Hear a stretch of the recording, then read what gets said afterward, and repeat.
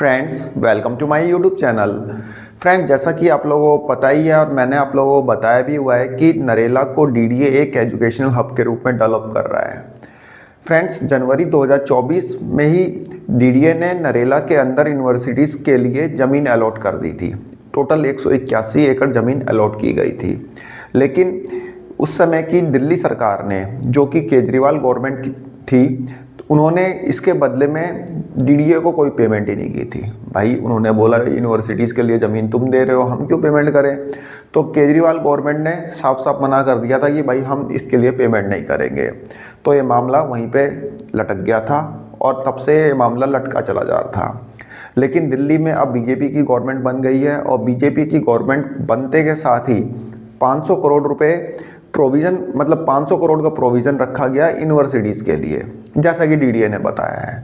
तो 500 करोड़ का provision universities के लिए रखा गया, जिसमें से 450 करोड़ रुपीस डीडीए को ट्रांसफ़र किए गए यूनिवर्सिटीज़ के लिए। डीडीए जो ज़मीन अलॉट कर रहा है उसके लिए नरेला को सब्सिडी के रूप में डेवलप करने और उसे एक एजुकेशनल हब बनाने के क्रम में आज दिल्ली के एलजी मिस्टर वीके सक्सेना ने 2 यूनिवर्सिटीज़ को उनका पोजेशन लेटर इशू किया, मतलब उनको उनका पोजेशन लेटर दिया।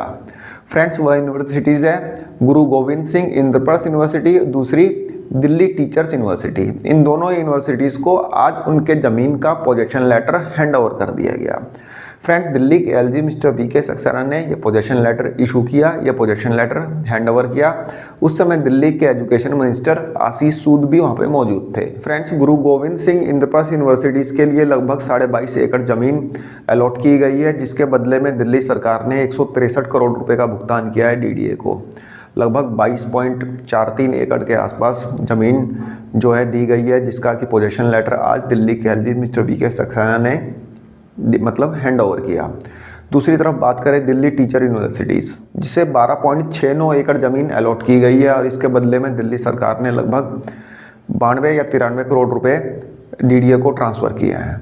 तो इस तरह से जो यूनिवर्सिटीज़ की ज़मीन का पैसा जो है दिल्ली सरकार ने डीडीए को दिया है और डीडीए ने यह ज़मीन मतलब जो कॉलेजेस हैं, जो यूनिवर्सिटीज़ हैं, उनको आज मतलब हैंड ओवर किया है, उसका पोजीशन लेटर हैंड ओवर किया है।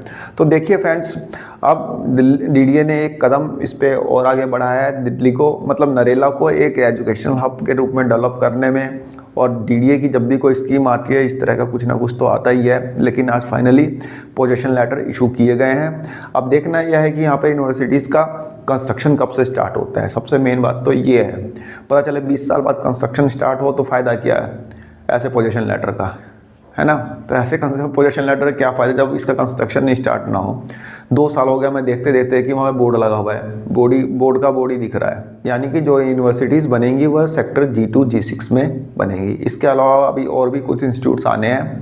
अब देखते हैं कौन कौन से आते हैं, किनको किनको पोजीशन लेटर दिल्ली के एलजी देते हैं, तो ये तो आने वाला टाइम ही बताएगा। फिलहाल एक छोटी सी इन्फॉर्मेशन थी, आई होप आपको पसंद आई होगी। धन्यवाद, नमस्कार।